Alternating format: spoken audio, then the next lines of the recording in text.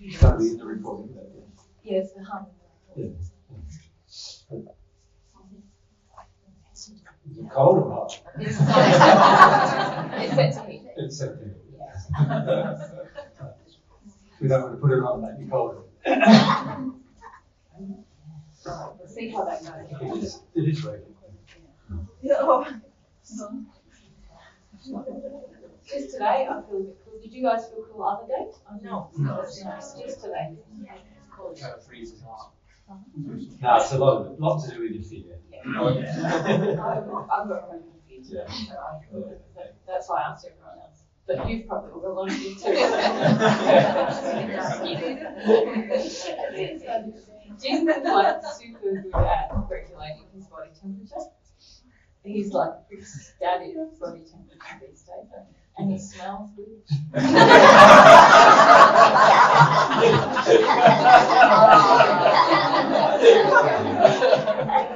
Now that everybody come out and sniffing. Yeah,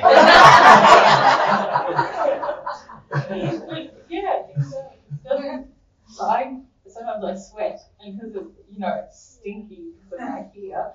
Jesus, you can come in from working all day outside. It doesn't smell nice. Fear does cause a lot of problems in your body. It does. It's interesting when we do talk about dark spirit influence, how many of you feel quite afraid. And you can see why people who engage dark spirit influence in a power way, often you pander to because you already feel quite afraid. So the average person who wants power can get it pretty easily. Yeah. And most people in the world who want power know that. Yeah. If every time somebody wanted power, you didn't give them any, that'd be the more loving thing to do. And every time that happened, you didn't give them any. Eventually, they'd learn that they can't do it. And also, all the spirits who influence them to do it also would be able to influence them. Imagine if for Hitler, someone like Hitler, if everybody decided he's a bit of a maniac, wanting to exterminate Jews and wanting to do all of those things, and all those things were wrong, and wanted to take the world to war rather than being some other resolution to the problems, wanted to build a big arms race, which is what he was doing. Of course, there was a lot of emotion in the German population that caused them to support it, and also a lot of anger from the First World War in other nations wanting to, oppose it. And as a result of that, he could easily gain power over others because most people were in agreement with him. So the reality is he's not as responsible for the problems of the Second World War as people tend to think, because there's many people who participated who were in complete agreement with the same philosophy. But he was the one willing to take power, and he was the one willing to dominate and control. Imagine if everybody said, we're not going to go on. It's like a form of restriction, isn't it? No matter how he rants and raves, and he might get out a gun and even try to shoot some people himself, but if everybody said, well, that's wrong, we'll throw him in jail now, Second World War probably wouldn't have happened, right? So it does boil down to the fact that a person who wants power relies on you giving them it. And so who's worse? The person wanting the power, or the person who's willing to give it under immoral circumstances? Yeah. So there's something that needs to be considered. This is why your fear is immoral. Yeah, at some point we're going to have a chat about that. It's probably in the USA, I would say. Yep, it's a big fallacy on the earth that fear is somehow innocent. A protective good. And protective. Yeah. All right. Homework. Let's talk about God's standard of humility. Humility. We're going to come over here and sit close to you. Rose. Okay, what did you come up with, guys? Remember the homework goes to this way you think humility is, and then try to obtain from God what? God's version of humility is. That was the homework. So who wants to start? Amy, would you like to start? Just keep your hand up. Oh, it's right in front of me. Just wait for the camera. Right in front of his own camera.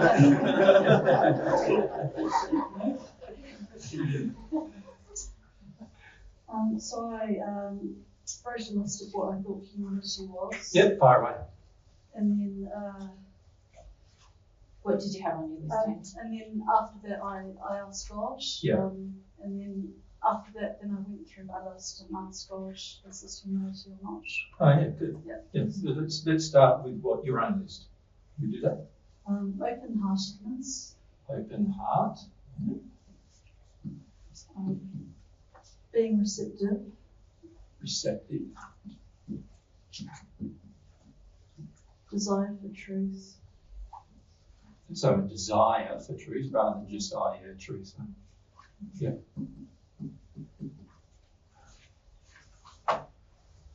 Truth. Yeah. Feelings. Feelings. What do you mean by feelings? Having them.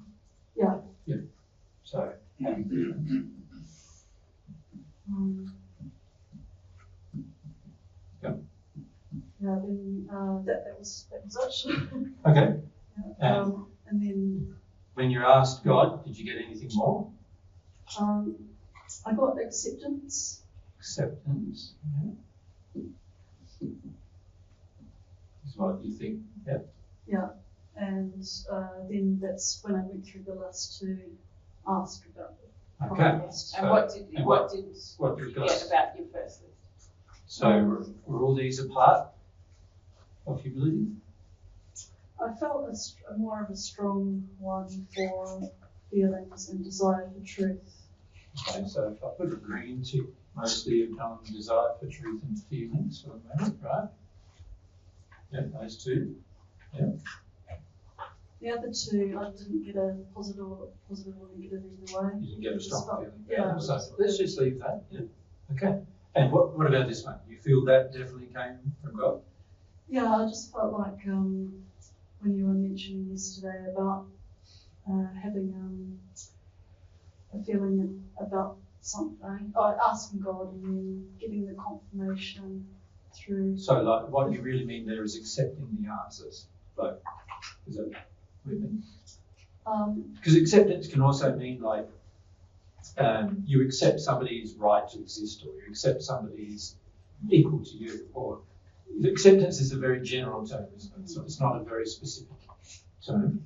So what in particular are we accepting?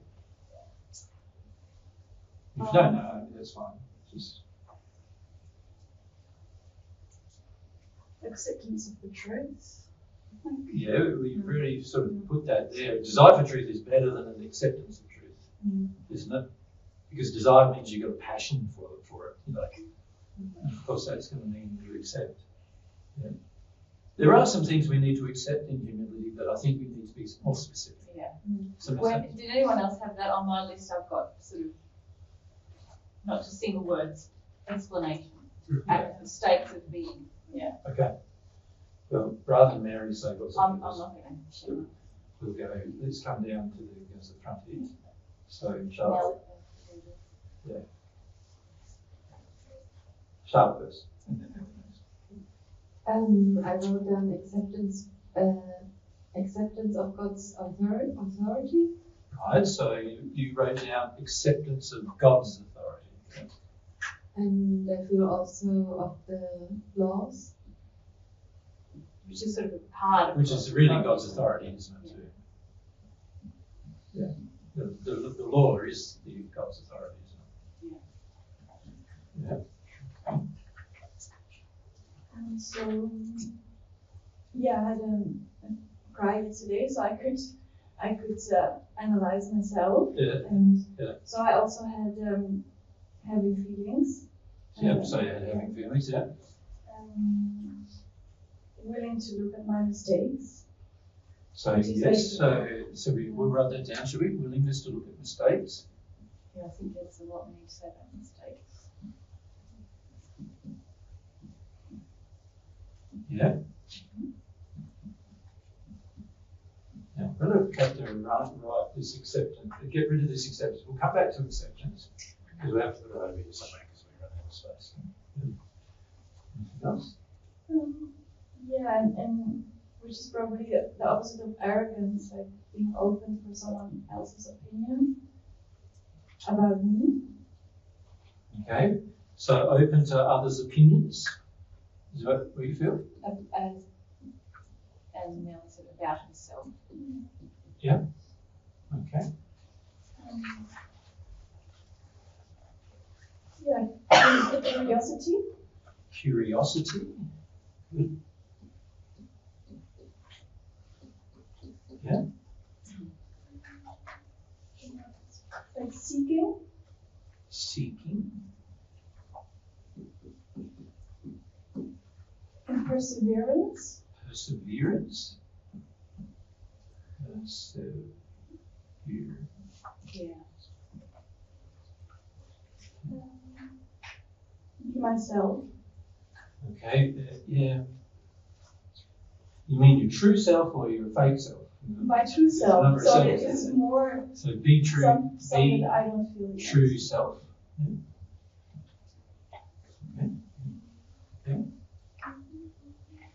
Equality. Equality.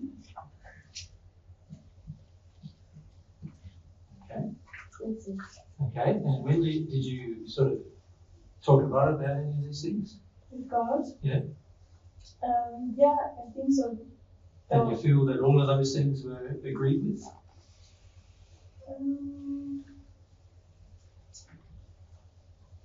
So you started here basically.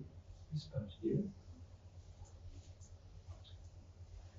I think so, yes. I'm not asking you to do it now. I'm asking whether you did do it. I didn't. No, that's okay. That's accept okay. myself, and then I've asked God, or if I. No, that's okay.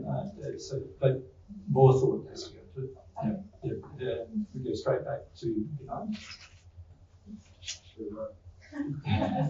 It's helpful to choose a side. Yeah, it's helpful to choose a side. You just very much like that.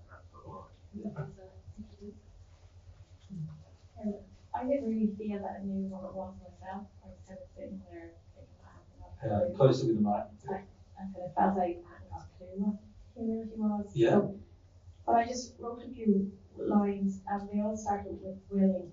Yeah. Willing to feel my emotion, willing for God to lead the way, willing not to be controlled by others. So just let me catch up. Potions. Willing to, what was the other one? God to lead the way. Willing for God to lead. Yeah. And what was the next one, Jim? Willing not to be controlled by others. But I didn't know whether that was. Willing to not be controlled. Well, what if we just said not being controlled by others? Not controlled by others.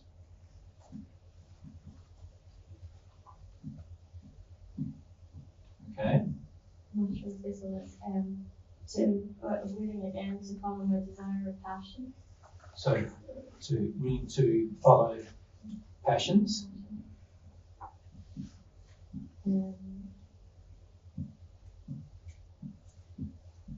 Now, can I just make some comments first before we go further? You notice we've used the word acceptance a lot and willingness a lot. Yeah? None of those humility.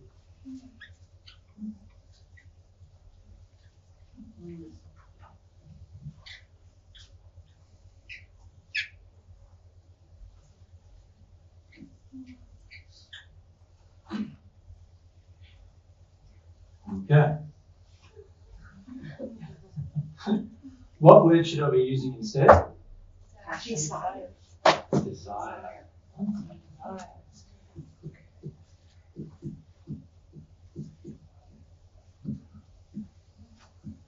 A lot of us feel like humility, oh, well, I have to. I'll No, yeah, I want to. Can you see the difference? Willing is just, I'll go along with that. It's very passive, actually, isn't it? By saying willing, acceptance, very passive. It's like, I accept that. oftentimes we use the word willing and acceptance because we really don't accept it and we're really not that willing, right? And it's a nice way of sort of getting out of things. Because if you really look at it, for the majority of the time, we don't have a desire. And we know in ourselves often we don't have a desire. And so we'd rather use the word willing because that's more in alignment with, oh, that feels good, I'm willing, that kind of thing. And instead of going, oh, that feels really bad, I don't have that desire at all.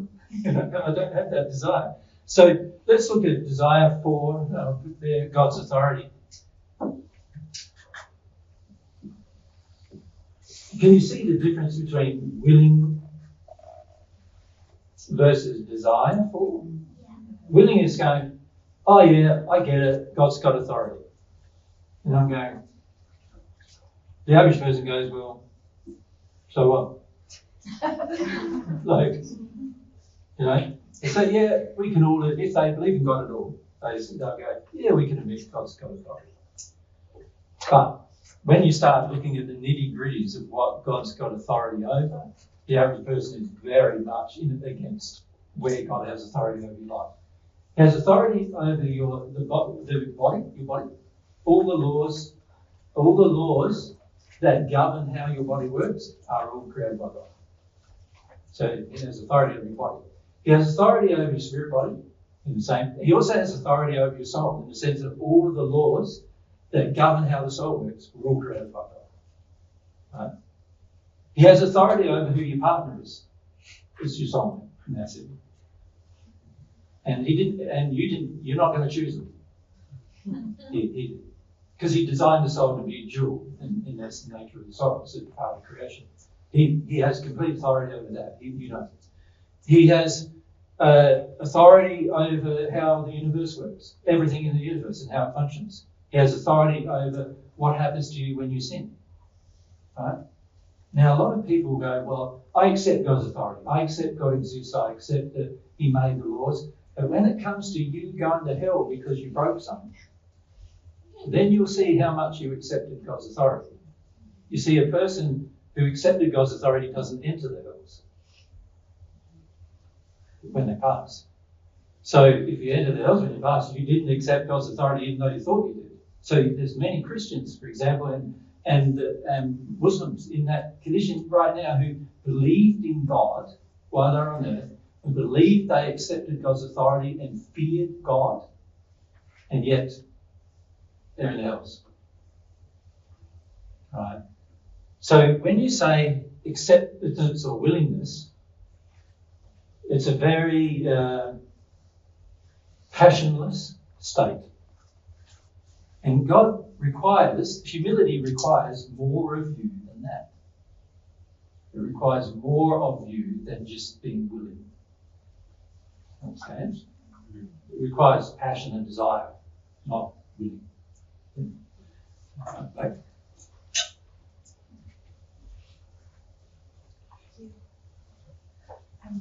As I was doing the homework, I realized that I had no clue at all, really no clue, Yeah.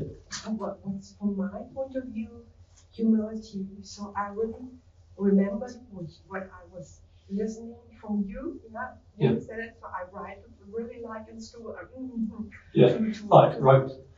To feel all the feelings and so and then I was looking for mine, and I felt so I have no idea. Isn't it funny, just to stop you, but isn't it funny that we can talk about it for years? With some of these things, we talk about some emotions for years, and we talk about love for years, and we talk about truth for years, and yet very few of us even study what it is. Isn't it? We just almost presume, don't we? But when somebody asks you, well, what does it mean? Who looked it up in the dictionary? Yeah, I can understand. But that's a good idea, isn't it? To see what the world's definition is a good idea. Yeah, and so as you mentioned, as I Googled it, what is German, I found myself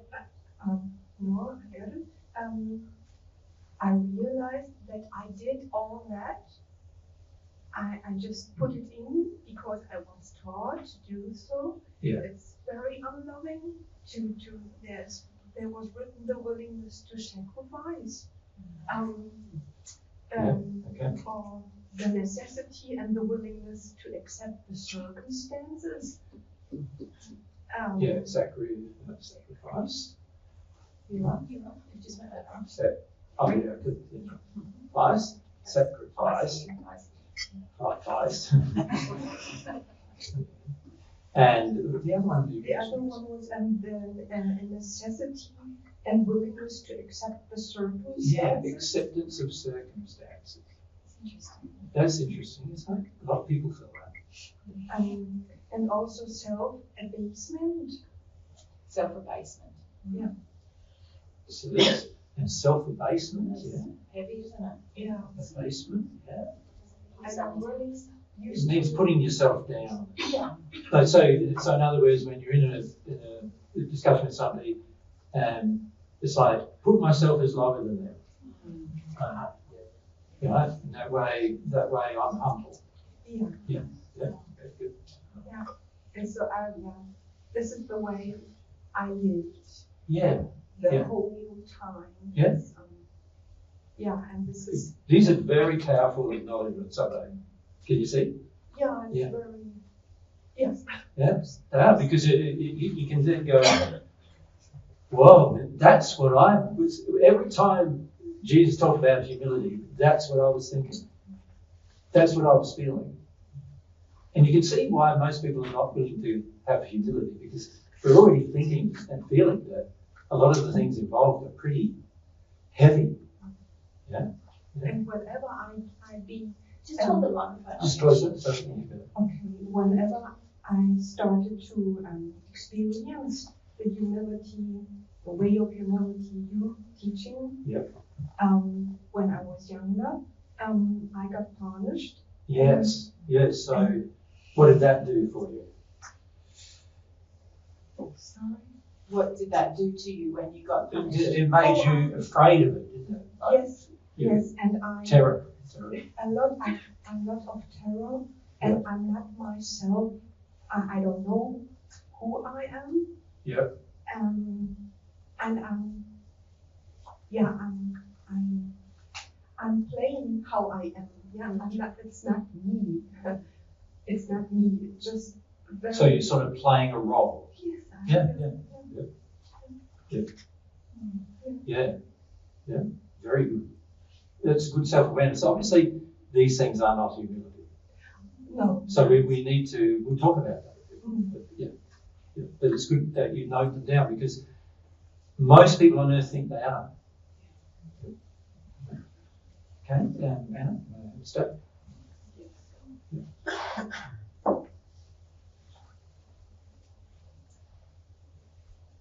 Okay, so I've got sincerity.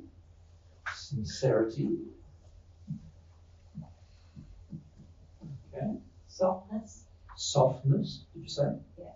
Softness. Soft. In the moment or immediate. Like about it being in the moment. I couldn't find the word though. Yeah, I know what you mean, in the sense. What about being present in myself? Is that what you mean? Yeah, present, I guess. You mean like feeling what you feel right now rather than delaying it? Yeah, instantaneous kind of. Yeah. Okay. So how do we describe that? Yeah, it's true. Instant We bite off these words. emotions. I thought you were going to do instantaneous. It's a challenge. I'm passionate. Passionate, yes. Okay. Aware. Aware. Okay. Now I'm writing these, but I'm not agreeing with them, right? Just know that. So Don't write them down as the definition.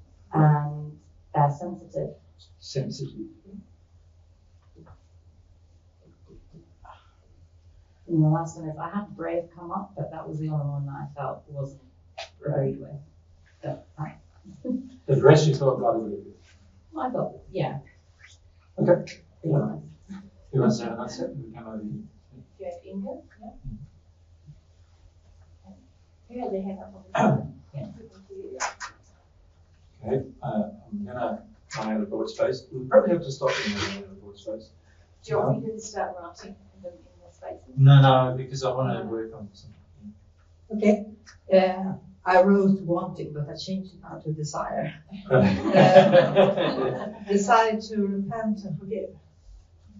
Right, so desire to repent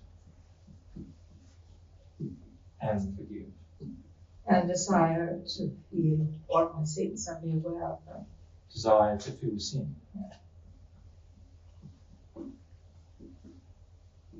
Can you feel sin, or do you feel the consequence of sin? Yeah, the consequence. Really, we want to feel the cause and effect of sin. Yeah. To know what I have done. Yeah. In my life. Okay. And we wrote it. So I had asked myself first and then asked God. Yeah. And my words were things like, you have foresaw, open, welcoming, patient, and demanding. Yeah. And then when I asked God, it was firm, decisive, strong. And I was going, well, that's all right. It's like, it's fine. Interesting. Yeah. So God contradicted you, or you contradicted God? Yeah, I was writing it down, God. No, God is humility. Yeah. You're not understanding God. You got it right. Here's the question. I get that. Yeah. Okay. Now, isn't it funny? Like, that's very contrary. But they're not, because I was thinking they're not opposites. Aren't they? Well, they're sort of. I'm sure if you looked at the definition, the dictionary definition of soft, it'd probably say. Yeah. But I think I was thinking of like soft and strong. Yeah. Can be both. Something can be both. Well, you see, when you say soft, don't you really mean gentle? Yeah, that's right. Yes. It's a gentleness, isn't it? You were Okay, so let's change soft. Because it implies something completely different, doesn't it? Yes. Gentle. Gentle. Okay. Okay, you may have established. And then we'll go across to. So at first I put what I think humility is. Okay. I listed loads of things. Yeah. Not being arrogant, understanding that you know nothing compared to God, Yeah. being willing to feel all your feelings. Now you're just repeating all the things I've said to you. Yeah. And then when I actually asked it myself, it was, I don't know. That's honesty. And then when I asked God, he just said, understanding me. But I put God because He said understanding me, so that means understanding God. Yeah. Gotcha. Yeah. So, Brian? just keep going across. Just one of the ones I had was facing reality emotionally yeah, that's good. as God sees it. So facing reality. I'll just write reality there. That should remind us. Facing reality. As God sees reality, not as I do. And when I asked God, I didn't ask for very long. I got speaking up for God's truth about law. Okay. Yep. So how would we describe that? Sort of like having the bravery to speak up. See, a lot of times what you call bravery is actually like, I think it's just humility. Like, because bravery,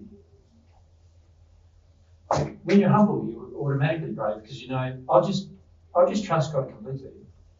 And I'll do what God tells me to do in terms of, in this situation, God's laws is tell the truth, so I'll tell the truth. You know, and that's just being humble to God's law being tell the truth. If I am arrogant, I'll go, in this situation, I think I could just modify that truth a bit, and I think I can just embellish it a little bit, and I think I can just, not say that particular thing that needs to be said because it seems like I might get attacked for that, right? And not realizing that you think that's humble, but it's not humble at all. Right? Yeah. We could keep going. Can I add one? Tim, you want to add one? Just responsible. Responsible? I don't know. What do you mean by responsible? Like you're self-responsible. Self-responsible. Yeah. Your feelings, your life, your everything. It feels like it's on something to take care of it. Yeah, good. Which is a bit contrary again to some other things like desire forgot to leave. Yeah. Okay. Find out.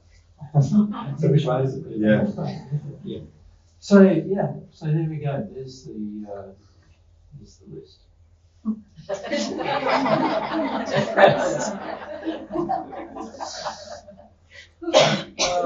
God's not very impressed.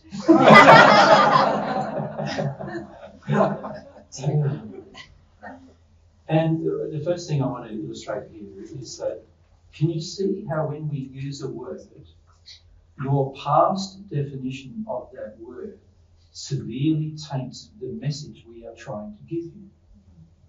So if I use the word humility and you think of sacrifice, right, acceptance of circumstances, self-abasement, for example, then if that's what you're thinking humility is, I understand why most of you don't want to do it. You see what I mean? Right? And this is part of the problem, is that we have so many definitions of words in any language. So your language of your childhood, for some of you that's Swedish, for some of you it's maybe Gaelic, for some of you German, for some of you it's Swiss or whatever. You know, whatever that language of your childhood is, whatever the way you learnt the word to mean there, will often have a very large taint on what you then interpret what is being said to you. Of course. Does that make sense, doesn't it? Makes total sense. So the problem is if I were brought up to believe through religious training, through my relationship with my parents, through school, through whatever other means which I was taught in my childhood, and to believe that certain things are true about humility, the word humility, then of course I'm going to carry that into my adulthood. And then every discussion I hear about humility, I'll think, I got it. I understand what that is. And we don't even consider, wow, I didn't know what that is. I don't know from God's perspective what that is. Right? So when we talk about principles, remember the point of this exercise was all the spiritual laws, remember, from yesterday, are the primary things that govern your life. Remember that? And if we can focus on developing ourselves in harmony with spiritual laws, and that's going to have the most power over my progress in my life. Right? Now, when you examine this, you go, okay, these principles associated with love are the most important things to know and understand. The most important. So if we start talking about a principle, now there are, as we mentioned, there's a solid 17 principles we mentioned in that talk about in 2016. But if you look at the fundamental ones, we actually are that, which are love itself, truth, faith, and humility.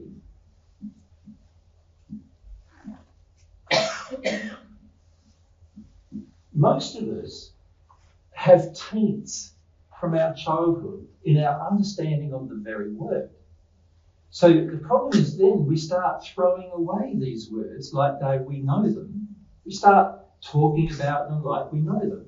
We start thinking, and it sort of almost an arrogance sort of develops in that state, doesn't it? Where you think you know what's being discussed, and yet that's not what it means from God's perspective. And so the problem with that is that you're hearing information, but you're actually already interpreting the information through those filters. And so when I'm saying things, you're interpreting to be something completely different. And this is why it's so hard using words to discuss spiritual matters, because the interpretation of those words is going to be very dependent upon the emotional state of the individual. That makes sense, doesn't it? We have mic. Just keep your hand up. So. yeah, as you mentioned, I really asked myself, I mean, it's silly, but I asked myself because of this issue for interpretation and thinking, is it really, I wrote this question, my question is, did I really get it? Did I really learn the truth just by feeling? I mean, it sounds but I don't get it. Yeah. So, and is it? I mean, is it possible just by feeling? Yeah. Well, this is the thing too, isn't it? That these are words, right? And if you actually can feel God, you know that humility isn't any word. You could say it's an attitude. You could also say it's an emotion. A state. A state. A state of being is another way of saying it. A state that's existing in your soul. It's not just a word. Right? But the trouble with language is that we have to somehow say words in order for the person to start to feel what the state feels like. You follow? But you can see it if we use the wrong words, then we can get to feelings that are nothing like the intention God has when God has the feeling. So when God doesn't, God can give you the sense of the feeling better than He can give you the words relating to the feeling, because for God there is no language. There are feelings. Right? And then He knows you might speak one of the 7,000 languages or so on earth. He knows that.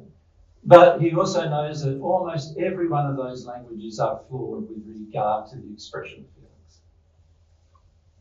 Right?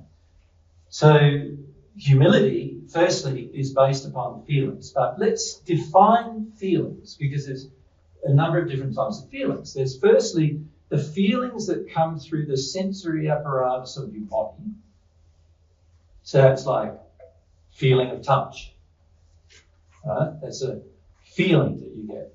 You know, when a sound is so intense that the whole body vibrates, that's the feeling of sound, isn't it? It's like we feel sound, not just hear it.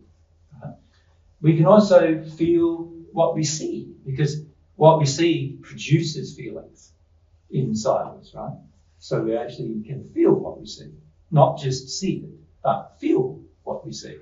So this is why when you go to a lovely view and you sit down in front of it and you breathe in and out a bit and relax a bit, you start to feel the view. When you look at a lovely tree, you can just look at it as a tree, or you can sit underneath the tree and feel the tree, feel the energy of the tree, can't you? And it's often very healing because it's feeling of it. So this is the sensory part of feeling. Right? Then there's the emotional part of feeling, isn't it? All the different types of emotions. Remember, yesterday I recommended we check out different types of emotions, the definitions of them, and then work through what does that feel like. Okay? So of course, humility being based upon emotions and feelings, naturally we need to start to understand feelings. So you could say one definition of humility is understanding my feelings. Couldn't you? You could even say that, couldn't you? And that would be a truth, actually. Understanding your feelings, not being confused about them. Right? When you're confused about them, you're not understanding them and therefore not humble yet. Right? So it's interesting when we travel a lot, people barrage us a lot with emotional questions because they don't understand their own feelings.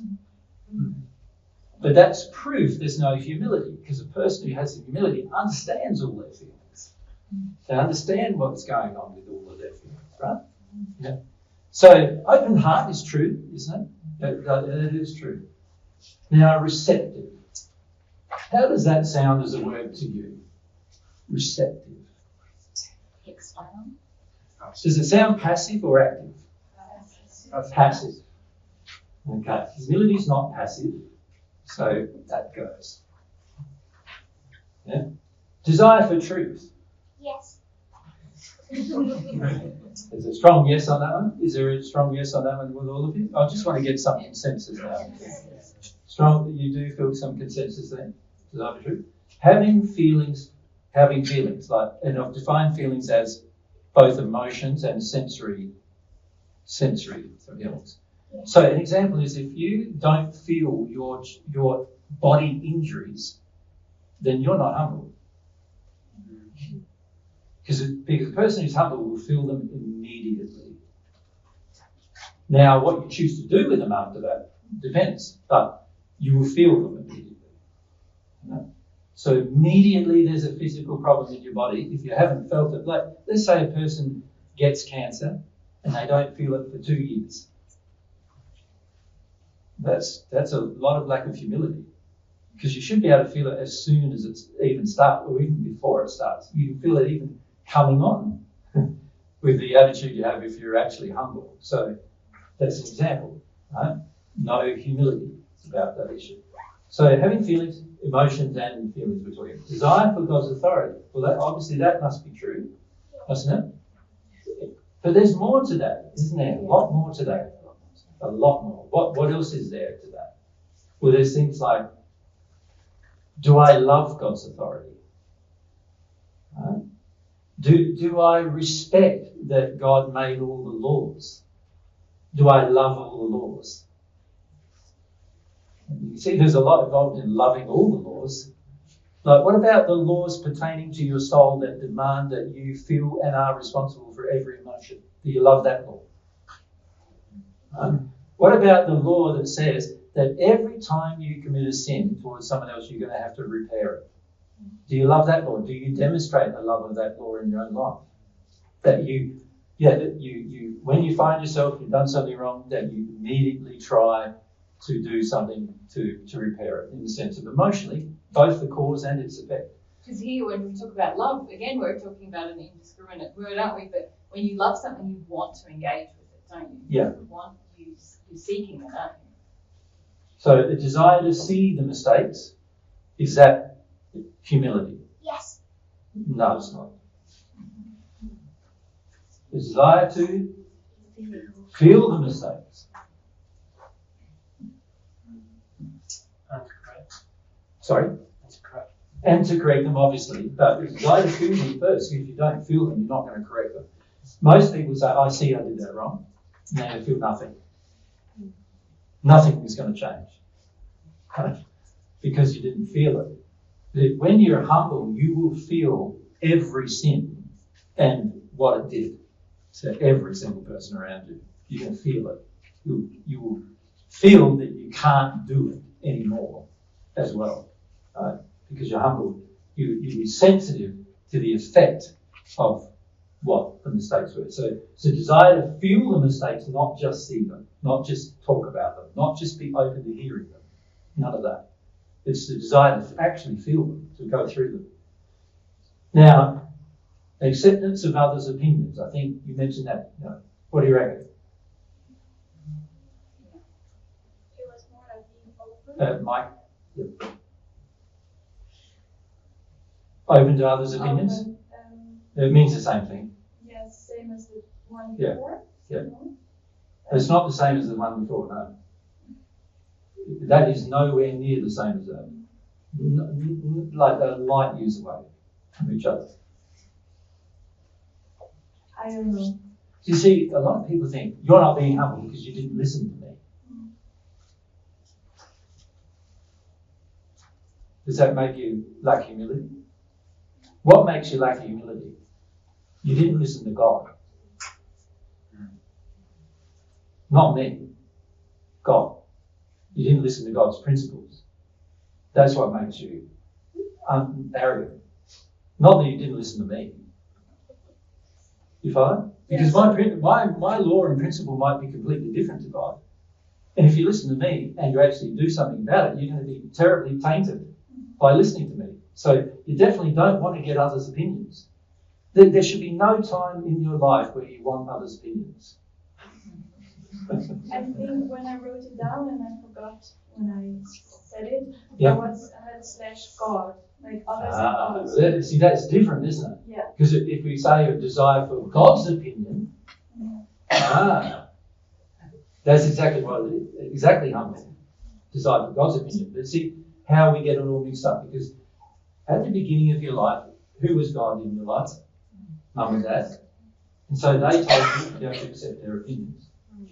And so you then go on in life after you grow up thinking humility is accepting other people's opinions, because you had to accept your mum and dad's opinions. Most of your mum and dad's opinions are faulty from God's perspective. In fact, almost every one of them. Right? The earth does not get to the hells by mistake. It gets to the hells by every single one of everybody's opinions being in the hells. That's how it gets there. Right?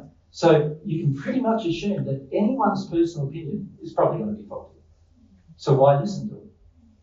Right? This is why many times I stop you from talking. I don't want to listen to your faulty opinion. Most people don't understand that. Well, why would I want to promote? Remember, we're recording these presentations, sharing them with the whole world. Why would I want anybody to hear your faulty opinion? I'm happy for them to hear your question, and I'm happy to hear my response to the question, but hearing your faulty opinion, that has to be corrected while you're saying it. And that's why a lot of times some of you put up your hand and say, well, I've got a question, and it's based upon the fact that, my mum didn't love me very much. And I go, let's just stop there, right?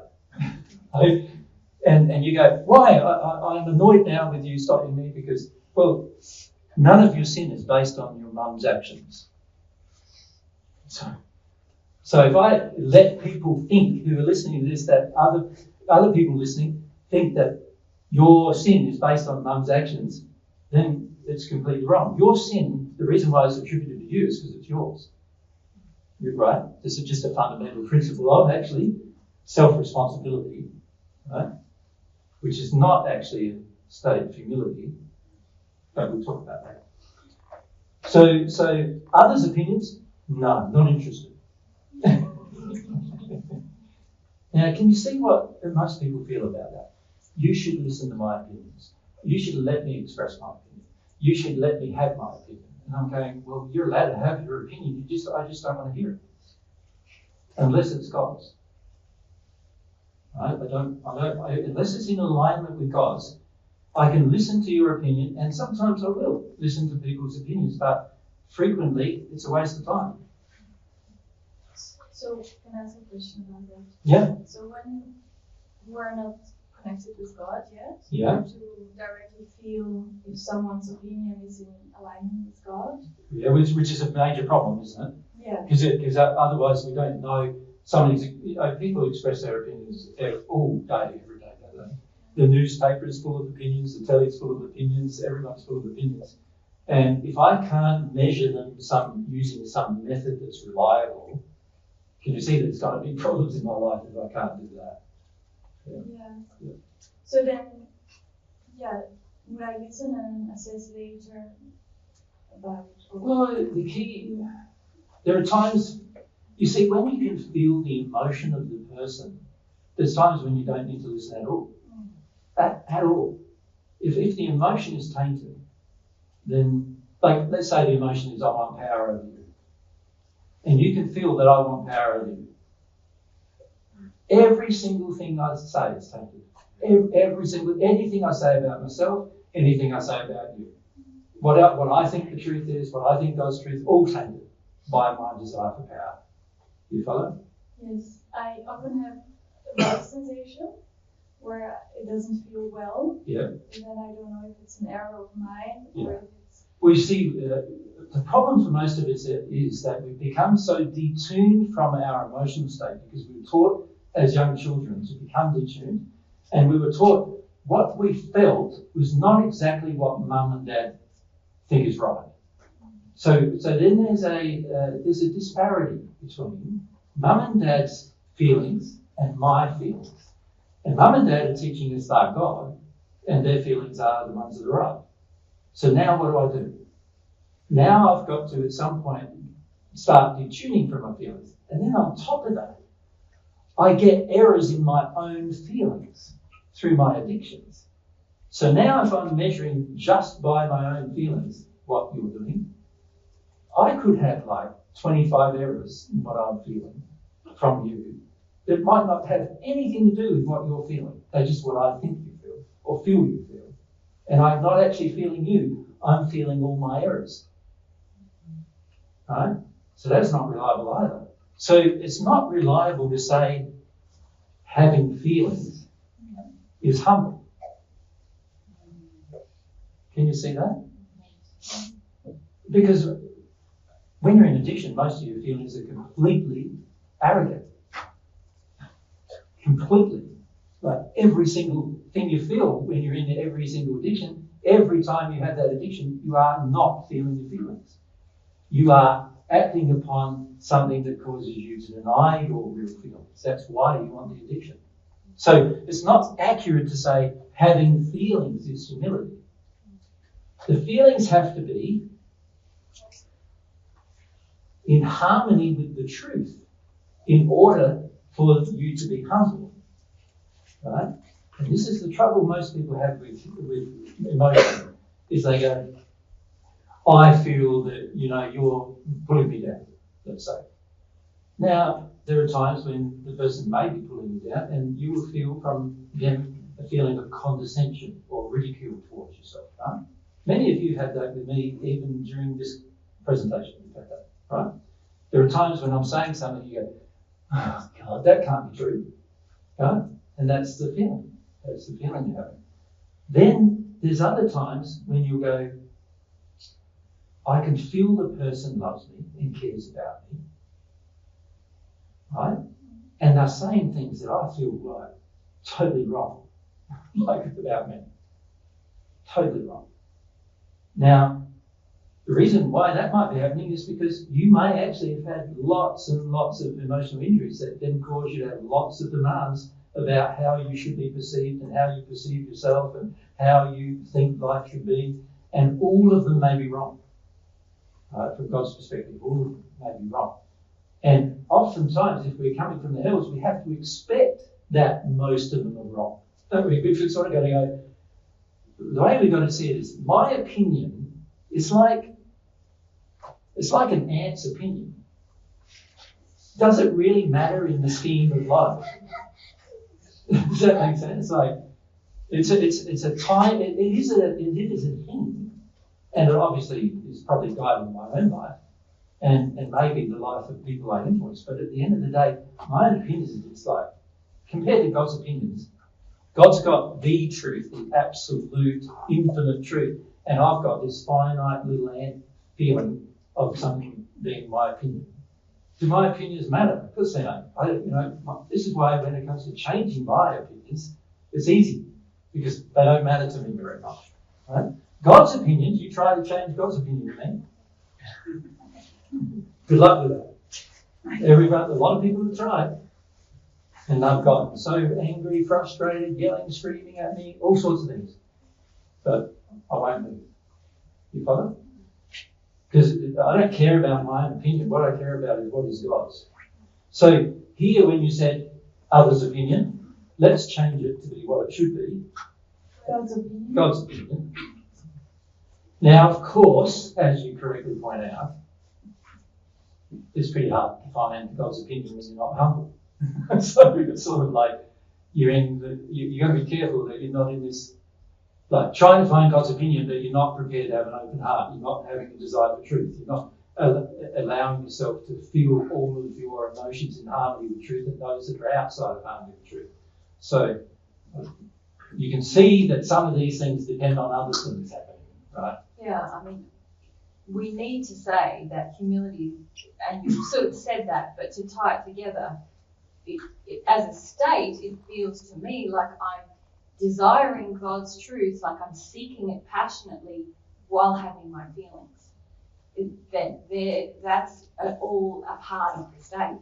So if I'm just having a feeling and I don't also have a seeking of God's truth at the same time, well, God's truth can't enter me for a start, but also I can't really trust that feeling is going to lead me to truth because I'm not seeking the truth. I'm not releasing necessarily anything. So It's that this is what I love about the 5 principles that Jesus has taught, you know, love, truth, humility, faith, and action. When you start to feel them, you realize that, oh, they're all a part of one thing in a way or another. They're all a part of love, aren't they? They all come together. There's aspects of all of them in each other. So truth and humility are very closely aligned.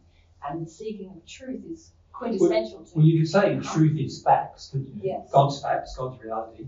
And humility is my ability to be able to feel them all. my loving desire, my passionate desire to feel them all. Yeah. My passionate desire to feel them all. Yeah, okay. Can you see how each sort of taint changes the way we view a thing?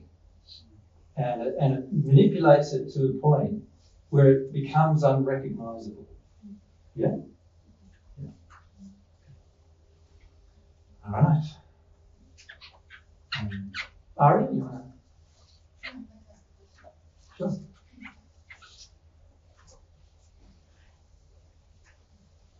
So it's related to humility. On day 1, I asked you a question about not sharing all the truth all at once because perhaps of love. And your response was that you would always share the truth because it's loving.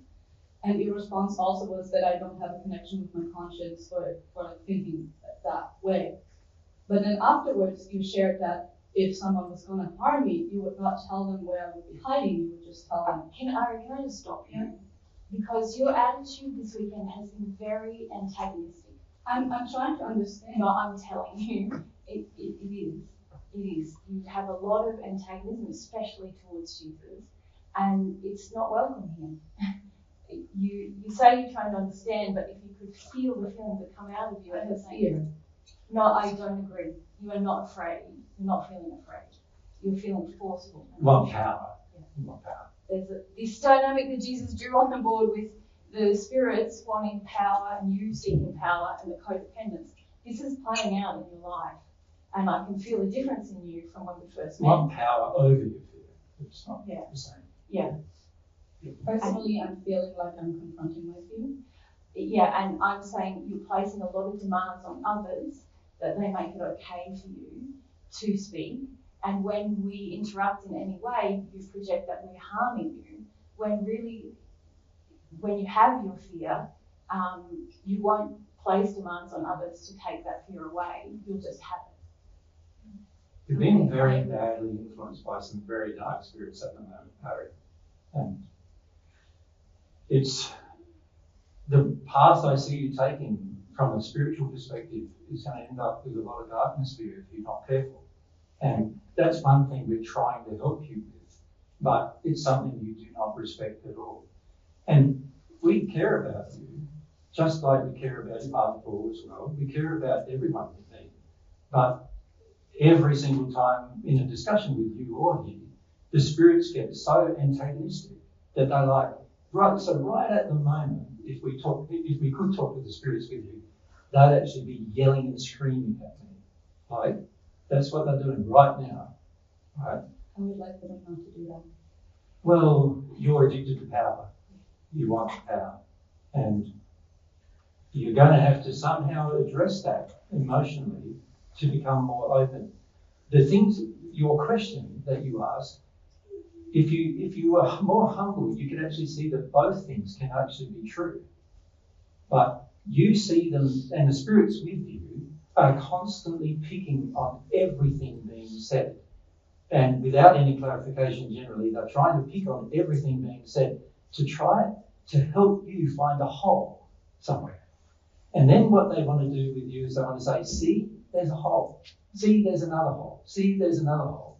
And then in the process of that, cause you to go, that's all wrong then, because there's so many holes. And that's their attitude. Their attitude is to try to get you away from truth, not to bring you towards it. I want to say that I appreciate a lot of what you share very, very deeply.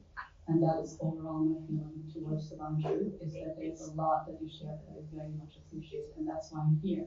But there's a few things that I need to clarify for myself, because I cannot just accept all of it without putting my own thought and questions into it. So And that's where you I should feel absolutely that put your own thought and questions into it. You don't need to But- do that in this forum. That's right. By There's doing a it lot here, of you're being demand. selfish with everybody. Yeah. And this is how you're being unloving. By being this forceful about it, you're becoming selfish with everybody here. You need to have your own process, but you need to do it privately, right? Just like I have my own process and I do it privately, right? I listened to the audio again and I reflected on it, and then I still had a question. So I was on the topic of humility as we're talking about it, thought it made sense to raise it. Yeah, and It's not your questions that we it's are absolutely concerned not about. questions. Your questions are often very good, actually. But it's the motivation driving them which we're concerned about. Yeah. It's the feelings that come from you and also the spirits with you when you're asking them. You get into sort of this power frenzy that you want the answer. You want it now. You get very demanding. And these things are not in harmony with open acceptance or humility, actually. And it's all about managing the power over your own feelings. The general feeling you have is, I don't want to have to go through things if I don't need to go through things. It's sort of the attitude. But there's also the spirits with you. They don't really even, they can see there's a number of very simple injuries that you have relating to power and men. They can see there's some simple injuries you have, and they have selected you to be with because they feel they can manipulate those injuries to the point where they will have almost complete control of your life.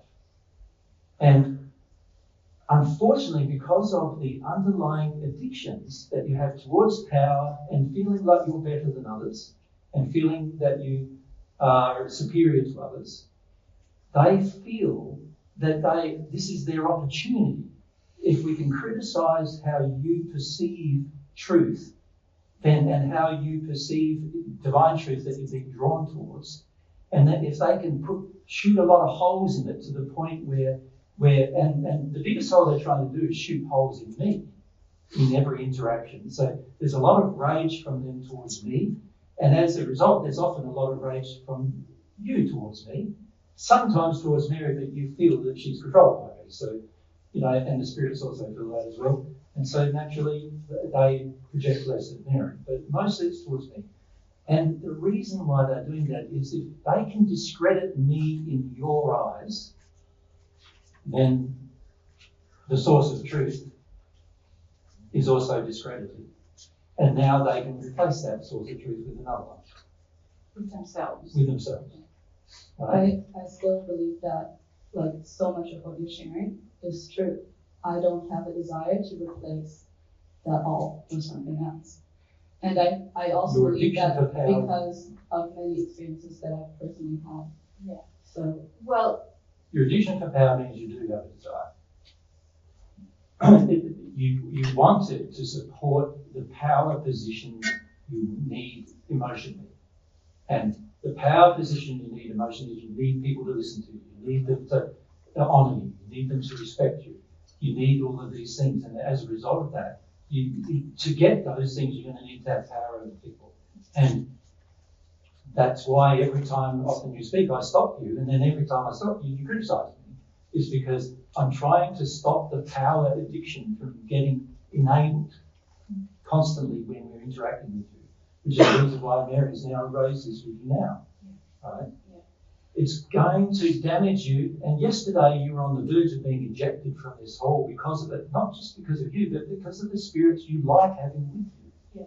And this is our concern, is that if you continue the relationship that you have with these spirits that you've established, even with more entrenchment than when we first met you, if you continue that, you're going to end up in a state where who knows what's going to happen the rest of your life in terms of the soul degradation that occurs. Right? And that's what we're concerned about for you. The spirits with you are very, very dark. They've already selected you. So, and partly because of the partner you're with, partly because of yourself. Right? And they've already selected you. You know you were selected. So we've even had that discussion with you in the the past, right? So you know you've been selected. And this is indicative of the problem because they know there are some emotional injuries in you that are going to be tough to get rid of, that they feel you shouldn't get rid of them. You should be proud of them and you should engage them and you should get the things that you want. And then as a result of that, they are going to manipulate your life severely to the point of self-destruction. When I say self-destruction, I don't mean self-destructive. You're not prone to harming yourself or anything like that. I mean self-destruction in the sense of harming others so much and harming them with false teaching so much that at the end of the day, when you pass, that you're solidly in the hells just like those spirits are. These spirits are in a rage, and almost everybody you talk to can feel the rage, but you can't. And so it's like, well, if you can't feel it, but everyone else can, like, that means you're quite desensitized to rage as a control mechanism of you, right? And while that continues to happen, you're going to find you sort of carrying around this posse with you. And, you know, we've tried to talk with them, Mary and I, already, for your sake, and we can't. They refuse to speak to us, while at the same time we try to abuse us at any time they possibly can. And it's like they won't speak to us, so it's going to have to be you that gets rid of them. Nobody else is going to be able to do it for you. But because you want them so much, and don't understand the addiction that causes you to want them so much, they have quite a strong entrenchment with you already. Right? And I sort of feel at this point we need to stop because I don't feel you're receptive to that, and that's up to you. But now it's taking away time from everyone else here. So you don't allow me to finish my question? No, I don't think definitely not. I don't know whether we can answer any more of the questions while they're driven by spirits with you, telling you to ask that particular question, to poke holes in whatever we teach, so that they can get some more entrenchment with you. Their motive for giving you this information is already quite bad. And if you allowed yourself, they don't even allow you to think logically, that you think you're thinking logically. In fact, you quite arrogantly believe you're thinking logically, but you're actually, for the most part, having their thoughts. And what their thoughts are is, there's a hole there, there's a hole there, there's a hole there. And because they don't have any sensitivity, the spirits don't have any sensitivity to God's truth and don't want you to have any. They're solid in the hells. They don't want you to have any either. They want to poke holes in everything. And this is what we find with people from the media. There's a similar feeling coming from you as people in the media. It's like, poke a hole here, poke a hole there, poke a hole there. Oh, look, he actually got donations from people. There you go, that's wrong. Like, why is it wrong? It's the only way we can live. Like, there's no, there's a desire for spirits in these positions of power to poke holes as much as they possibly can in divine truth, so that the least amount of people listen to it, so that there's the least amount of change on earth. Because if there's any change on earth, these spirits lose their power. And that's the big.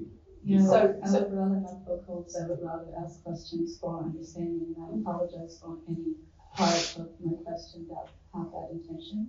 I think it is a mix. Most of your questions do get angry, though. Eventually, you do get angry and feel bitter when you cut off. I think right now I'm not angry at all. Yeah. Well, I'm sure that half the room's going to disagree with you. But that's something you will have to work your way through in terms of it's when we're feeling all this stuff that's not seeking, it's not humble, it's not innocently looking for truth, it's critical and judgmental, which is what we feel when you ask a question, and then you still want to proceed with the question. We want to respond to people who are seeking, you know, who are, they don't have to have made up their mind, they don't have to accept everything we say. In fact, many haven't. No, but we respond to a heart that's open and it's seeking, that opens you to truth. And you often have a solid opinion of your own. Yeah. You feel that our opinion disagrees. You want to criticise our opinion so you can retain the solid opinion of your own. Yeah. So it's quite difficult then to answer your question because it doesn't actually feel like a question. It feels like a point that you're trying. It's a statement, really. Yeah. Yep. But I think So we should move on. the statement you were just really making is I've contradicted myself. That's really the statement you were making. Sorry, I don't understand.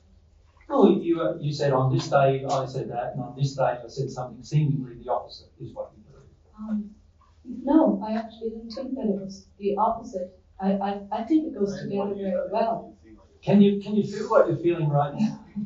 I find it really hard to articulate, like actually share what I was going to with it. I'm not so good at expressing myself. I disagree. You were very good at expressing yourself.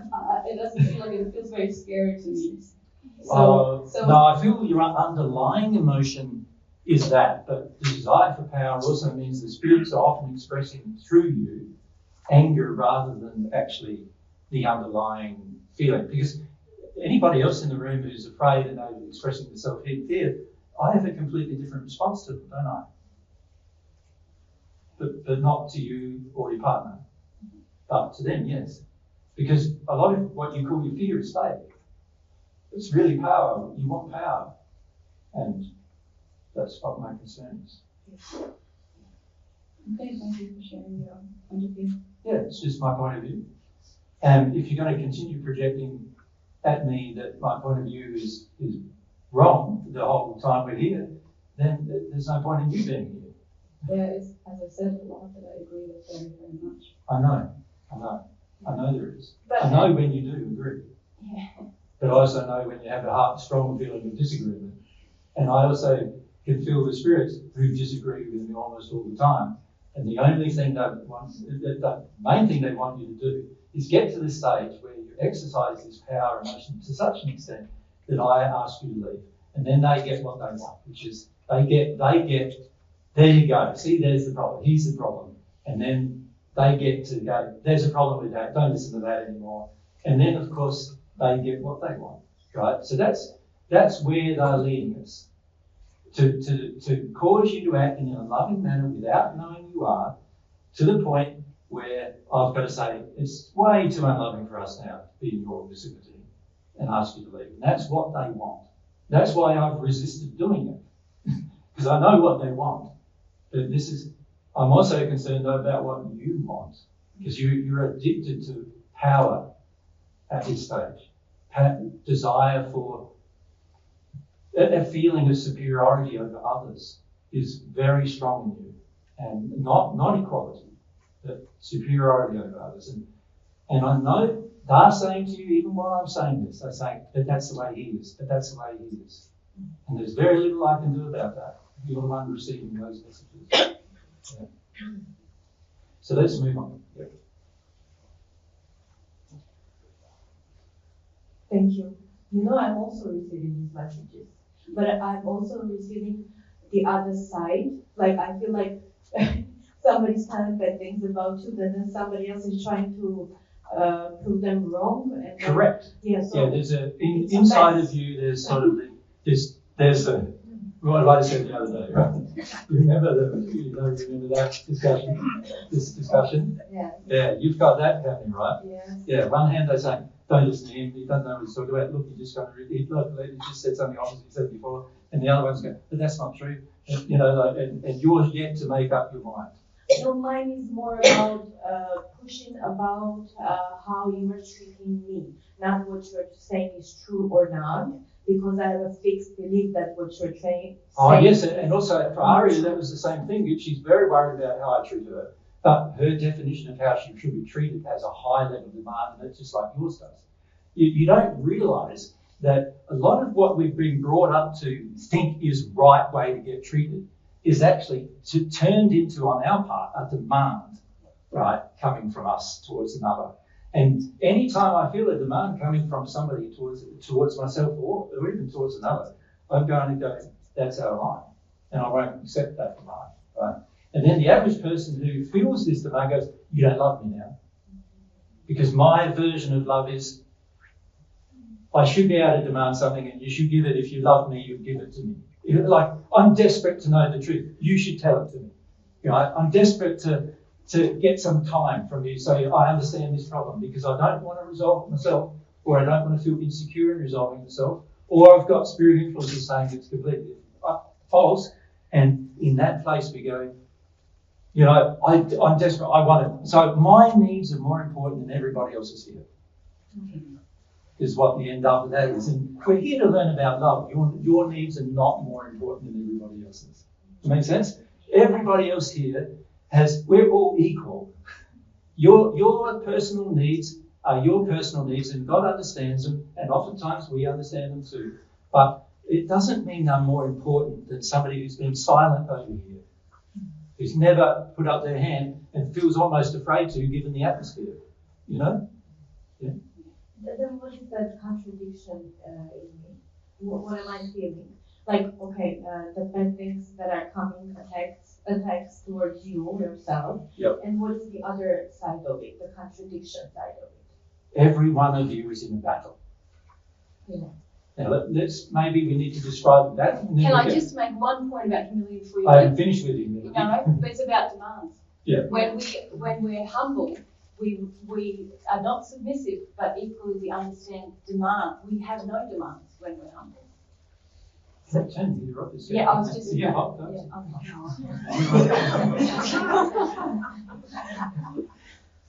now my point about demands. Yeah, when we're humble, we have no demands. Yeah, we have none. You know, Mary, that for me is a passion just had that one. I feel. You just had one. So, which one? You just had a demand. Yes. You've got to learn to recognise what the demands are. Mary made a statement. Say the statement again. When we're humble, we have no demands. And then immediately your demand was that she listens to your opinion. Instead of letting her statement settle with you, instead of letting it go, okay, when I'm humble, I have no demands. What does that mean for me? You didn't even hear the statement. It didn't even cross your mind, let alone your heart. Because you didn't give yourself enough time to just feel it even and go, what did Mary mean? So if I was humble, Mary makes a statement. So Mary makes a statement again. When we're humble, we have no demands. And I'm going, why has Mary said that to me? Because I did say it to you specifically because we had a talk in the toilet and you were saying Jesus didn't meet all of my addictions to be heard. And what is your demand? No, I said there it goes again. There's another one. No, there's another demand. The process. You did say triggered my addiction on one side. Yes, which is the same. You said even the demand just to correct Mary was another demand. Mary is making a point. What's the point? Yeah. What is my point? Do you know my point? Yeah. Yes, that I'm very demanding in a sense when I'm. You don't see it as a sin. No, certainly I do, but I was explaining. No, I have to disagree. You just say it again. What I was feeling when I was doing that. So I was telling you that on one side it was a blind enthusiasm, but obviously on the other side it was. Now you're making everybody listen to your story, Yes, which is and another also demand. You're disassembling from the And demand. every demand is unloving. Yeah. Every one you're having is unloving. Demand, instead of letting Mary share some truth with you, you're demanding she gives your point of view. And honestly, when I felt that, when I'm humble, I have no demand. Oh my gosh, it changed my whole attitude to my addiction.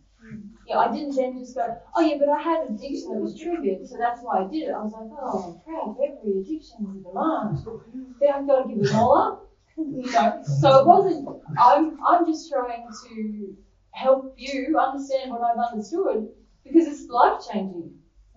Yeah. Well, it's life changing if you accept it. Yeah. When you. I really am not understanding it. That's right. That's right. And I agree with that step. Hence the name. Yeah, but I'm trying, or maybe I'm not. No. You're still, as Jay's trying to say, you're still in the demand you're in is stopping you just settling with, okay, right. Yeah. So remember, was it a day or so ago when Tim said, put up his hand and said something about that I'm an atheist. I just realised I'm an atheist. Now, when we have these sort of realisations that I just realised I'm demanding, right? If that had actually happened for you, and you immediately go, I've got to put the microphone away now because it's like I'm using this as a tool to demand. things for people. I've got to get rid of that. And, every interaction you would then start questioning, right? You would question every interaction you have with every person. At the moment, your definition of love is, I have the right to be heard. And you don't. You don't have the right to be heard. When somebody listens to you, it's a gift they give you, right? And they don't have to give you that gift. They can completely go, I don't want to listen to you. They're allowed to. And they'd even be loving doing that. They're actually, it's not unloving to say, I don't want to listen to that person. Right? That's not unloving. But you believe it is. You, and this is where the demand comes from. You believe that if somebody doesn't listen to you, they're being unloving to you. And I'm going, no. You're being unloving to them, expecting them to listen to you. Does it make sense? I agree with you. No. I agree, but I don't feel when I do it. I agree. Yeah. So No. yes. You don't agree. This is what I mean when you said I agree. You're thinking I agree. But feeling is, I don't agree with that. I want my demand. Or it's like we talked about a few weeks ago, where we have an awareness of sin, but no awakening to it in ourselves. And it's the awakening that's going to shift. Yeah. It's the shift, But see, between awareness and awakening, there's usually a big fight. Yeah. And it's important to describe what the fight is. Yeah. Let's do that. Right. So where is sin stored? Where is it stored? According to what I'm teaching. In the soul. Okay. So here's your heart of the soul, and the sin is in it. Like actually, physically stored as emotions and experiences inside of that soul. It's actually in it. Can you see that everything you hear is going to be filtered through that sin? Everything you experience from now on is going to be filtered through the sin. Everything you hear people saying to you, filtered through the sin. Every relationship you have, filtered through the sin. Everything happening to you is filtered through the sin. Absolutely everything. Your experience of the spirit world, filtered through the sin. Your experience of your earth life, filtered through the sin. Now, can you see from that what the big problem is? The sin inside me taints my perception of everything. Absolutely everything. When someone's talking to me, my perception of them, my perception of what they're saying, the words they're saying are all tainted by the sin that exists in me. All of it. And this is the difficulty you're going to have. All of you will have this difficulty. The difficulty is, how do I get truth in me now that this sin is in me? Because the sin in me, so let's put the sin as a great big red splotch, shall we, in our soul. The sin in me, everything being said and everything being experienced and everything happening is all going through my sin. So my very perception, my emotional perception, my sexual perception, my physical perceptions, sight, taste, smell, even sight, taste, smell, even your touch, everything, right the way through to everything spiritual perception, which are our highest perceptions we talked about, yes? All of it is tainted by my sin, the whole lot. So can you see what the battle's going to be? How do I receive God's truth when everything is tainted by sin? And my perception even of what the truth is going to be tainted by the sin. So I'm thinking I'm getting the truth. I'm thinking, oh yeah, I think I get that. So somebody talks about love. Oh yeah, I know what love is, sacrifice. That's love. And so my perception when I say the word love is sacrifice. So when somebody doesn't sacrifice for you, you think they're being unloving. And when you didn't sacrifice for someone else, you think that you were unloving. Right? Because the perception of even the word love is tainted by the sin. Now, can you see why an awakening to sin is so important? You see, unless we awaken to the sin, the perceptions of everything we experience will be governed by the sin. And so, therefore, even what we're hearing, when we hear the word love, we're going to think it's one thing. When we hear the word truth, we're going to think it's another thing. When we hear the word humility, we think it's another thing. But it won't be what it is. It won't be God's reality of what it is. It'll be the thing that the sin dictates it should be. Right? So, the problem we face, the battle we actually have, is not with anyone outside of you. So, before, in a way, you're sort of in a battle with Mary. Like not listening to her is a battle with her, right? But the biggest battle you're going to face is actually the battle within your heart, your soul. That's the battle. The battle is between the sin that's in it and the truth that could enter it, right? And this battle, while you fight things and while you resist things and everything, sin's winning. Sin's winning. And if you look at the earth, the way the earth is, sin is winning. It's winning with everyone because everybody has their own perception of what they call love, which is in the hells. And as a result of it being in the hells, sin is now winning. The sin that exists in each person is winning. Now, the only way this is going to change is for some of the sin to come out. That's the only way any change is going to happen. Can you see it?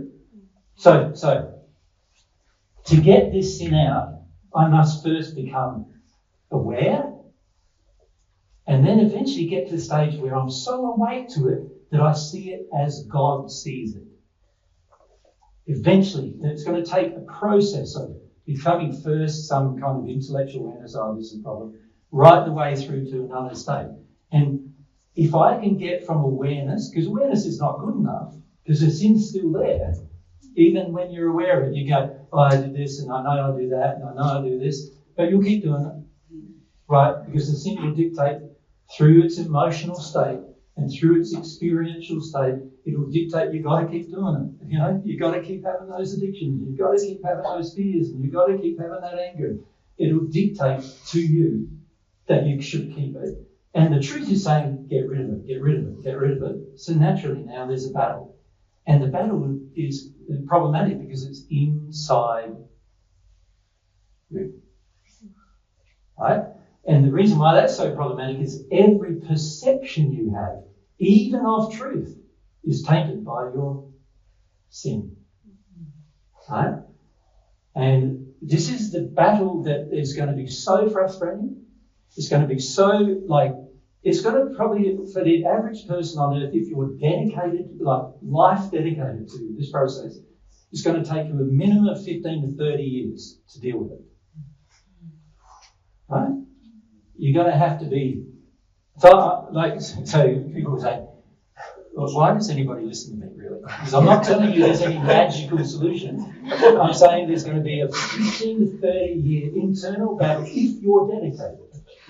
Right, of you getting rid of this sin to the state where, you can even just receive love and actually get. And of course, the more you receive love, the easier it will get. And if you receive love from God, I'm talking about, the easier the process will get because God's love changes your perception. And also, remember I said, I think it was on Friday, and the causes can be eradicated by God's love, the cause of your sin. Which means the reason why you sin the way you do can be gotten rid of, which means your perception can change. You follow? So the more you receive God's love, the more your perception changes. But to receive God's love, you have to have an awakening to each sin, to the sin. Not an awakening to the reason why you have it, but an awakening to it. Like what you did, why, and everything about why you did it really is a part of it, and eventually will come to you. But what you did and being humble to what you did and so in other words, right now, if we look at the interaction, it's like you were demanding every single time you opened your mouth. That's what you did. You actually broke the law of love every time you opened your mouth. Now, the sin inside of you is saying, no, I didn't. How dare you say that? It was like all I was doing was expressing my opinion. All I was, that kind of thing. But the feeling inside is the sin itself is saying, I should express my opinion. Everybody should listen to my opinion. Everybody here has to listen to my opinion. Now, everybody here didn't come to listen to you.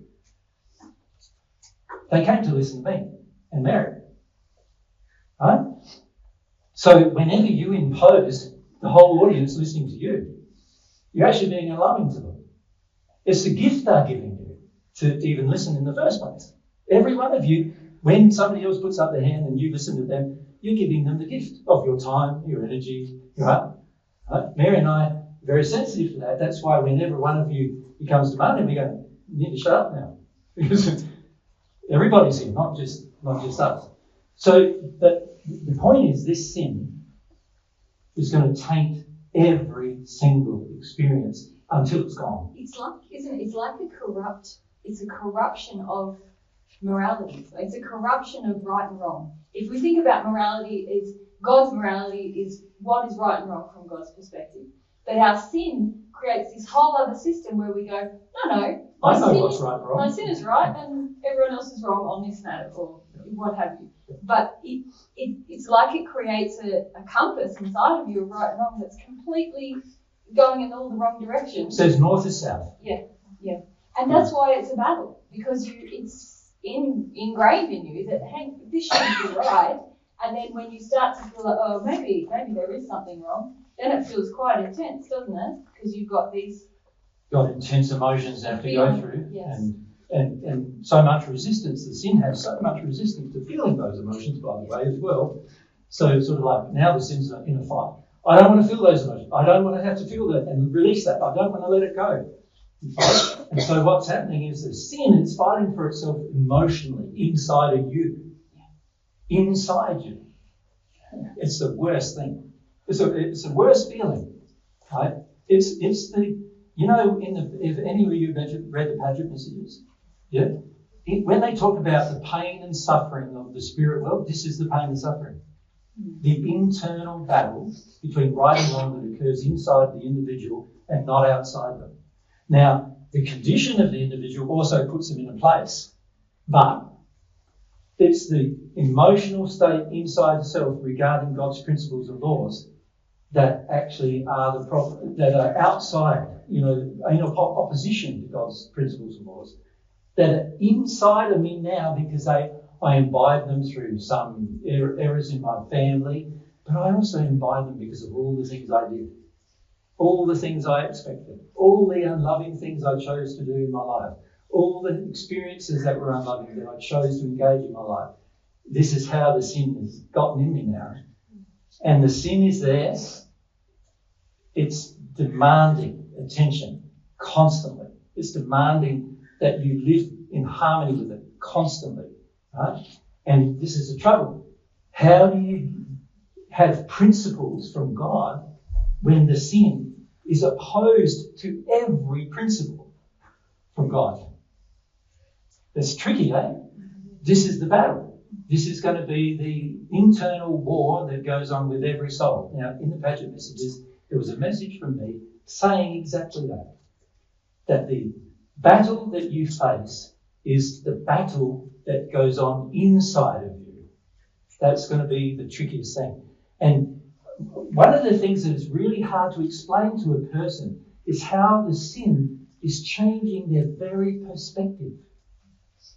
Like, I sometimes related it to like putting on red glasses and you just see everything red, And that's what the sin is like. But it's worse than that because it's in you. It's like doing that. It's not something you can just take off, put on, and take off and put on. It's like there inside. And this is the battle you're going to face. The battle you're going to face. And the battle that every spirit... See, we haven't got to talk to some of these spirits yet, and we want to do that, right? So we'll do that after lunch. But every spirit who ever is faced with life in the spirit world always will have to go through the battle. So this battle is ahead of you, whether you like it or not. So my suggestion is, like it. Because if you don't like it, it just lasts longer, takes longer, it's more torturous, and it affects a larger portion of your life. If you like the battle, if you can go through the battle and actually learn to enjoy it, because you're battling sin, the very thing that causes all the all the pain and suffering of earth, the very thing that causes all the pain and suffering of humanity that's ever been, has been the sin inside humans. And so have a feeling of rolling up the sleeves, like taking up the sleeves. This is a hard day's work, but it's going to be longer than a day. Right? Have the attitude, it's going to be longer than a day. It's going to be longer than a week. It's going to be longer than a month. Roll up your sleeves. Be prepared to get down and dirty with your sin. And I'm serious, right? You're going to have this attitude of passion about dealing with it. Not sinning. But no, I want to know every sin. I want to know everything I do. I want to understand it. I want to understand what drives it. I want to, get some perception of it in myself. So, because if I have that attitude to my sin, I am conquering my sin. Now, one of the things, forget about power over others, forget about, having popularity, forget about having some notoriety in the world, forget about being the best sportsman and the best whatever, go through the battle with passion, understanding that you're solving the whole world's problems, starting with yourself. Wow. That's it.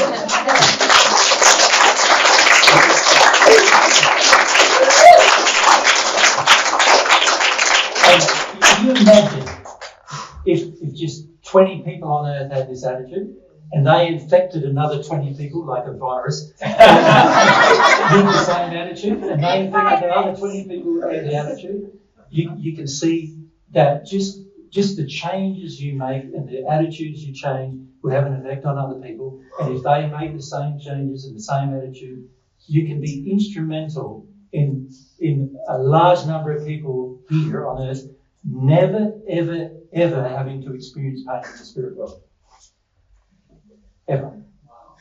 You could be instrumental in people passing into the second sphere or the third sphere, which are much more beautiful than us. So instead of going through the hells where most people are going to have to go, because the whole world's in the hells, instead of going through the hells, because they have had this attitude, I'm a warrior. I'm battling my sin. I'm not going to be violent about it, but I am battling my sin, and I'm dedicated to the battle, and I'm going to keep this battle until it's done. And preferably, I will do it with God's help, right? But there are times when you're not going to get God's help because you don't want it, right? Because you feel oppositional to God's help or whatever. There'll be times when you feel like God's not helping me at all, and you'll feel angry with God at times. But at the end of the day, understand, your sin is the cause of all the world's problems. And the only sins you can change are yours. You can't change anybody else's. Right? You can influence other people into wanting to change theirs, but you can't do it for them. There's nothing you can do for another person on this issue. It's your sin, your battle. Treat yourself like the beautiful, powerful soul that God created you to be. Like a soul warrior against sin. Yeah? Treat yourself like that. Stop accepting this paradigm that's been propagated on earth through religious and other constructs that we're all imperfect. We're just human. That's why we do things. We're just human. We're just imperfect anyway. We were created imperfect. Rubbish. None of us were created imperfect. Right? God created every single individual perfect, and it's only sin that made us imperfect. And sin is our creation, so God's going, you've got to get rid of it. I'm not going to get rid of it for you. I'm going to help you get rid of it. He created lots of mechanisms to help you, right? But he's not going to get rid of it for you. That's something you're going to have to do for yourself because it's in you now. That's what you have to do yourself. because it's in you. Nobody else can reach inside of you and sort of take it out. You know, all this New Age philosophy that says you can, all this Christian philosophy that says somebody can, you know, Jesus' blood does that. All absolute rubbish, right? No one's going to help you do it. You're going to have to do it. When I say help you, God will help you, but no one's going to do it for you. Nobody can. It's inside you. Nobody can do it for you. God can help you once you're willing to do it. That's all. That's all. God is not going to force you to do it. God's going to wait until you want help to do it. But He's not going to force you. The Lord will force you to do it. Sooner or later, you're going to have to do it. So get over the fact, like many of you have the attitude, it all sounds too hard now. It's sort of like, my God, maybe the best thing to do is not listen to divine truth anymore, sin some more, and then just wait in the spirit world and it'll be easier. Well, I've talked to millions and millions of spirits in my lifetime. None of them have found it easier in the spirit world. Not a single one. Because most of you don't understand how the spirit world is constructed. It's constructed that the very sin you have will put you in a place where everybody else has the same sin. Like, not only will everyone else have the same sin, you'll all be in a frenzy to keep committing it. That's what sin does. It's an addiction. It's like an addiction to smoke. It's like an addiction to drink.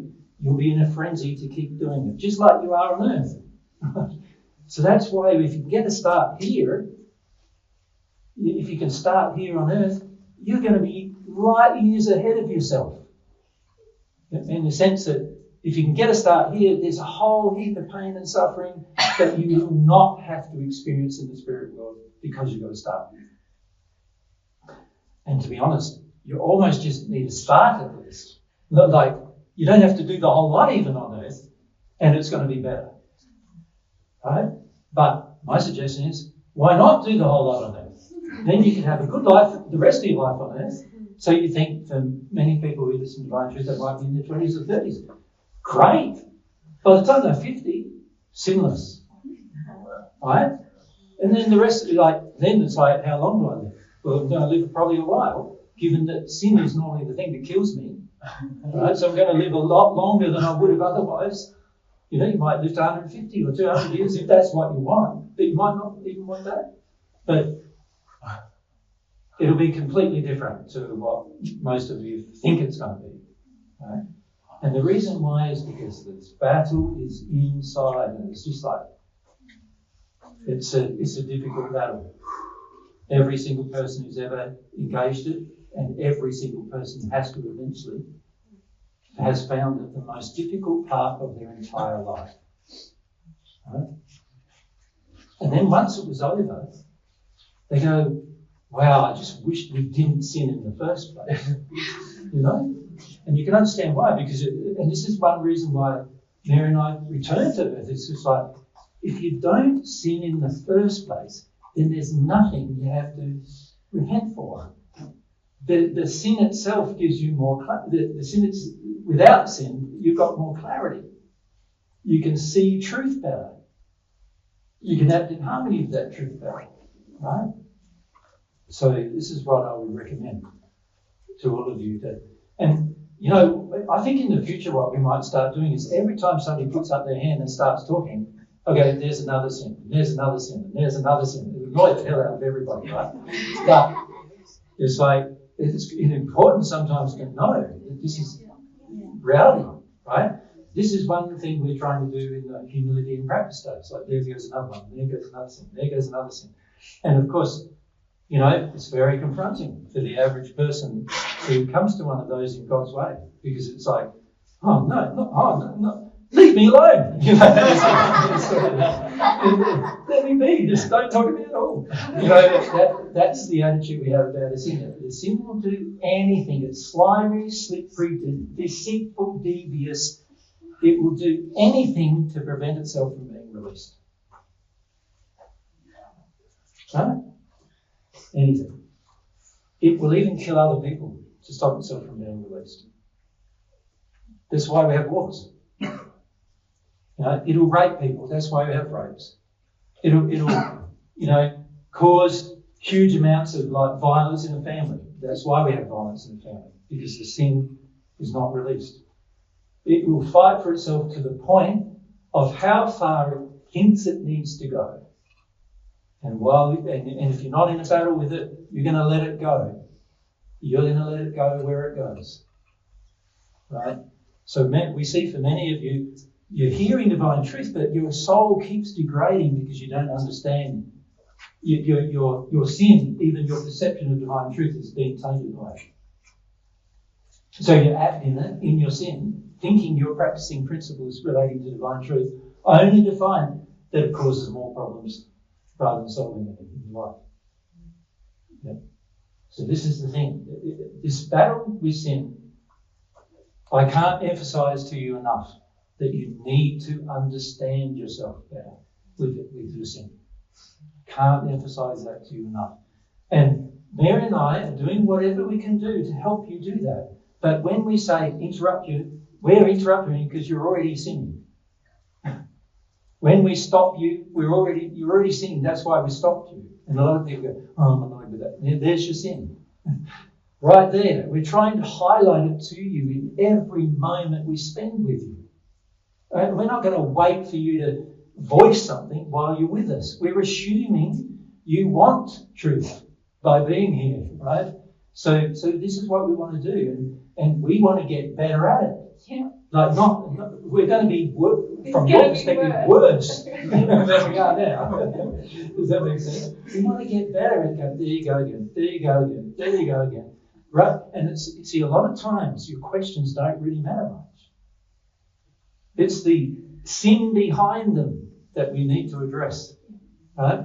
Because if you can address the sin behind them, God can share all truth with you. Every question can get answered. So unless we deal with the sin, anything I say to you is going to be tainted by the sin. Everything. So you can see, unless I say, okay, let's forget about answering all your questions. Let's forget about, how the spirit world works here and how that works there and all these fascinating things that you want to be fascinated by, even though they are very fascinating, right? Let's look at the real problem we have, which is the sin. Because if I get rid of the sin, my conscience will work. If I get rid of the sin, I can receive love. If I get rid of the sin, I can act in harmony with love and not sin again, which means that I've less problems in my future. I'll be happier. It's practical. People, when we start talking about sin, people go, no, not again. Why are we having these theoretical discussions? I just want to talk about my feelings about this particular thing in my life or a friend or whatever. You don't understand. It's practical to deal with the very problem you face, which is the perception you have of everything tainted by sin. That's the main problem the earth has. That's why we're in the hells. We think sin is love. That's why we're here. On earth, in the hells, in the condition it is. Now, if everybody changed that position, we could be living on earth in the sixth sphere as a minimum. The way God intended. The environment wouldn't be damaged. You wouldn't be driving around motor vehicles anymore. You'd be able to teleport instead, right? You wouldn't have to use tech because you are the tech. Your soul is the tech, right? You wouldn't have to do any of those things. This is why when people talk about tech and having more energy production for tech, I don't care. The sin is the problem, and while I'm in sin, I'm going to use my tech for sin. I'm going to use energy for sin. The world produces more energy, they're just going to use it to sin more. Right? While the sin is in me, that's what I'm going to do. Right? So the main problem we all face is the sin we are personally in. Yeah? That makes sense to everyone? Yeah? Very important to understand. It has changed your very perception of what is real. What you think is real is not even real. Right? Out there, it looks pretty, but it's not. It's not. From God's perspective, that is not pretty. Looking out there, it's total devastation from God's perspective. Right? The sin causes you to think it's pretty. You like some wide open spaces and some green grass and some nice neat trees along the edge. Right? It's the sin that causes you to even think that view is pretty. Right? From God's perspective, it isn't, because there's so much damage in it. There's hardly any living things in that view, aside from the green things you see. And that God didn't intend the world to be like that. Right? And it's the same with our life. Everything we think is good, our sin is telling us is good. Everything we think is bad, our sin is telling us it's bad. Everything we think is right, our sin is telling us it's right. Everything we think is wrong, our sin is telling us it's wrong. Right? And until we get God's perspective and go, oh, goodness me, my whole perception, and this gets back to this humility discussion. It's humble to realise that my entire perception of reality is actually based on my sin.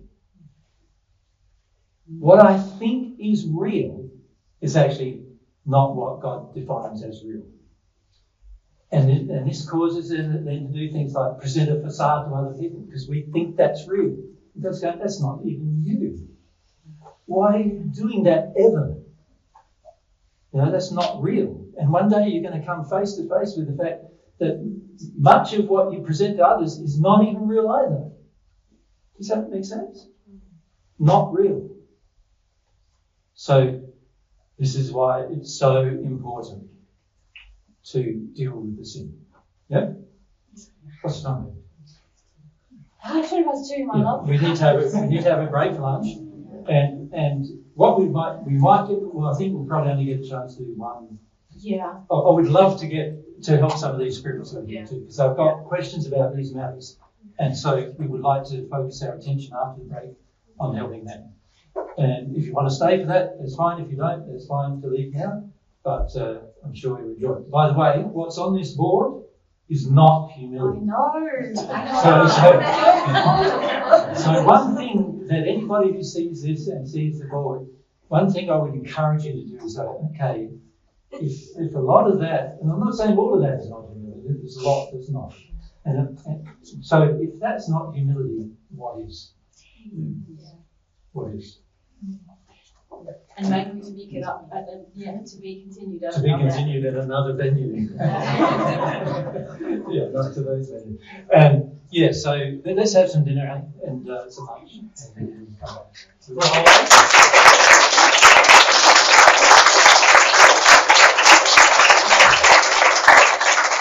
Let's come back at 3. Yeah.